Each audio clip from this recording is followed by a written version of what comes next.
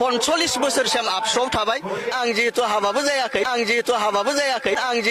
जायाखै सान हर आं खामानि मावनो हायो आङो अलवेज रेडि नोंथांमोन 6 थाखोआव फरायनायनिफ्रायनो आबसुआव दङ 2020 सननि 27 जानुवारियाव जे बिटिआर एकर्ड जाबाय बेनिफ्राय आङो बोरायबाय होननानै ओंखारबाय खामानि मावबायानो थादों आरो मावलांगोन आंखौल' होना जोंहा जि ब्लक कमिटिनि गासै बिबानगिरि टिएलसिसिआबो खामानि मावबाय थादों आंबो जिल्लायाव गाहाय नेहाथारि दङमोन आरो जिल्लायाव गाहाय नेहाथारिनिफ्राय आंखौ बेयावहाय ब्लकआव प्रेसिडेन्ट हरबाय आङो दुखु मोनदोंमोन मानो आंखौ जिल्लानिफ्राय ब्लकआव हरखो नट अनलि फिजिकेल आङो फाइनान्सियेल फिजिकेल खस्थ' खालामनानै खामानि मावदों आङो अलवेज रेडि नोंथांमोना मिथिगौ आङो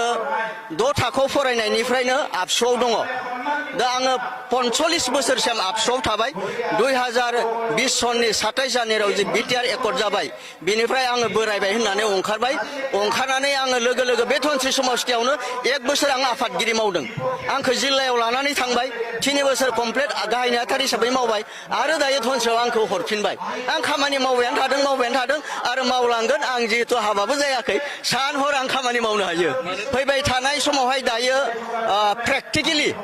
सोरबा गोबां बिगोन नङा होमबा बिनो राइट दङ डेम'क्रेटिक बेयावहाय प्रेक्टिकेलि खिन्थु खामानि मावबाय थानाया थांनाय समावहाय थांनाय बिसायख'थियाव जेननाय जोंहा टिएलसिसि चेयारमेन रुजुगोरा बिथाङाबो दाबिदार आरो आंबो दाबिदार जों सानैयानो प्रेक्टिकेल दायो खामानि मावबाय थादों दा बिनि अनगायै बाखि गिता सोरबा धनस्रिया मोजां जाबाय फैनो होननाय खोनादों थ' वेलकाम दा बेखौ हाइकामान्डआ सिन्था खालामगोन दा बेखायनो आं नोंथांमोनखौ साबायखर बावदों फकास खालामबाय था मदद खालामबाय था जोङो बावैसोनो गहपुरावबो थांनानै ग्रोम ग्रोमै बुथ कमिटिखौ दागोन आङो अलवेज रेडि नोंथांमोना मिथिगौ आङो 6 थाखोआव फरायनायनिफ्रायनो आबसुआव दङ दा आङो 45 बोसोरसिम आबसुआव थाबाय 2020 सननि 27 जानुवारियाव जे बिटिआर एकर्ड जाबाय बेनिफ्राय आङो बोरायबाय होननानै ओंखारनानै आङो लोगो बे धनस्रि समष्टियावनो 1 बोसोर आं आफादगिरि मावदों आंखौ जिल्लायाव लानानै थांबाय 3 बोसोर कमप्लिट गाहाय नेहाथारि हिसाबै मावबाय आरो दायो धनस्रियाव आंखौ हरफिनबाय आं खामानि मावबायानो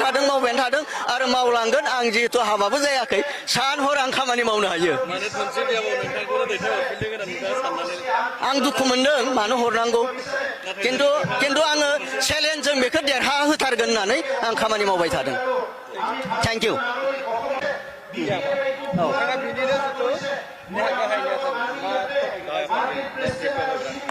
दिनै जुननि 14 तारिख सेन्ट्रेल इउपिपिएल नि कामान बायदि बिटिआरनि चिफ प्रमद बर' बिथांनि बिथोन बायदि इउपिपिएल हिसाबै जोंहा मोनफ्रोमबो बुथ कमिटियाव फेज 1 इउपिपिएल फेमिलि बानायदों आरो बै फेमिलिखौ लानानै बुथ सन्मेलन जोंखौ मिटिं खुंनो थिनदोंमोन दिनै जोङो खुंफुंबाय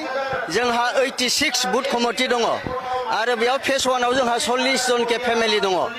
आरो बे 86 नि 40 जनके फेमिलिखौ जोङो दिनै मानाव गेदेर प्रमद बर' बिथांनि नुजाथिनायाव बिथाङा बुंखादोंमोन जोंनि धनस्रि समष्टि बुथ सन्मेलनाव बिथाङा थागोन दिनै खोथा होनाय मथे थाबाय जोबोद गोजोननाय मोनदों आरो बिथांखौ फैगोन होननानै जों फोसावनायाव जोंनि मोनफ्रोमबो 86 बुथनि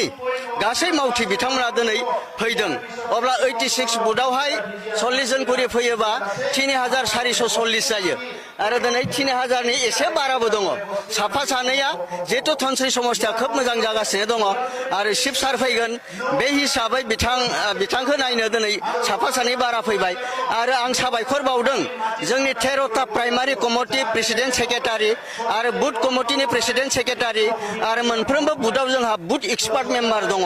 आरो जोङो नैबे स्पेसियेल प्रग्रामनि थाखाय जोङो इनचार्ज पार्टिनानै होदों आरो बिथांमोना साफ्रोमबो खामानि मावनायनि थाखाय दिनै प्रग्रामा साक्सेस जादों नोंथांमोना नुदों आरो बेखायनो आङो धनस्रि समष्टिनि गासैबो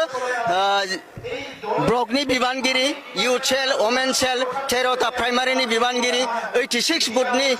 जोंहा 12 booth committee member 10 women 10 youth 8 senior worker दङ गासैखौबो आं साबायखर बावदों आरो बेबायदि जुदि रायजो राजानि मदद मोनो जों फैबाय थानाय समावहाय जोङो धनस्रि समष्टिखौ देरहागोन आरो रोखा बायदि जों नुदों आरो सानजाहा जोंहा गहपुर साब डिभिजननिफ्राय जोङो 86 16,000 16,000 जोङो भट आरो एसटी भट मोननो थांबावगासिनो दङ आरो दरंनि बेकार कास होननाय मोननै बुथ कमिटि बेयाव 1323 टा भट दङ दा बे हिसाबै जोङो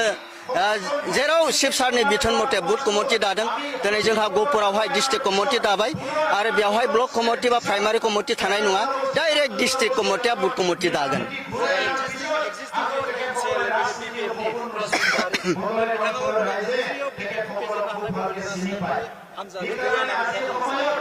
बिथांमोना बुंनो हागौ किन्तु फैबाय थानाय समासो खोन्थागोन खारन बिथाङा जोङो मिन्थिगौ एमसिएलए जानानै सरकारा जिहेतु जोंनि जेबो मावनो हायाखै जों खोनादों रायजो राजाया बुंदों मात्र बिथाङा बेमारि नखराव सोरनिबा नखराव 1,000 2,000 फैसा होना फैनो बिनि अनगायै बिथाङा दे बोसोरावहाय 60 लाख एमसिएलए फान्ड मोननो बेखौ बिथाङा थाइसेबो बाहायाखै बेखौ रायजो राजाया दिनै बयबो बुंगासिनो दं आरो बिनि फिथाइखौ बिथाङा फैबाय थानाय समावहाय मोननो थांगासिनो दं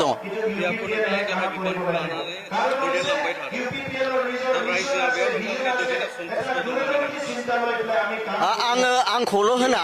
जोंहा जि ब्लक कमिटिनि गासै बिबानगिरि टिएलसिसिआबो खामानि मावबाय थादों आंबो जिल्लायाव गाहाय नेहाथारि दङमोन आरो जिल्लायाव गाहाय नेहाथारिनिफ्राय आंखौ बेयावहाय ब्लकआव प्रेसिडेन्ट हरबाय